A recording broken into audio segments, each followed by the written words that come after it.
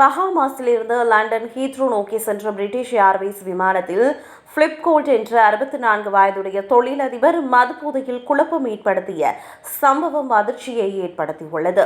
மதுபானம் அருந்தியிருந்த அவர் விமானத்தில் தன் மனைவியை அறைந்ததுடன் அவர் தலைமுடியை பிடித்து இழுத்து தாக்கினார். மேலும் மது கேட்டபோது ஊழியர்கள் மறுத்ததால் அங்கிருந்த ஆண் ஊழியர் ஒருவருக்கு வலுக்கட்டாயமாக முத்தம் கொடுத்து அவரது காதை கடித்துள்ளார்.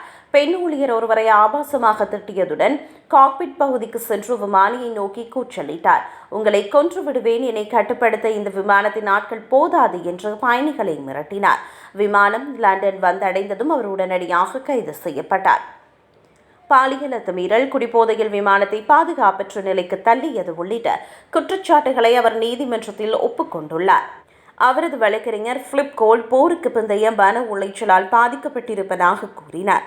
லண்டன் நீதிமன்ற நீதிபதி இது மோசமான செயல் என கூறி அவருக்கு சிறை தண்டனை உறுதி என்று எச்சரிக்கை விடுத்துள்ளது.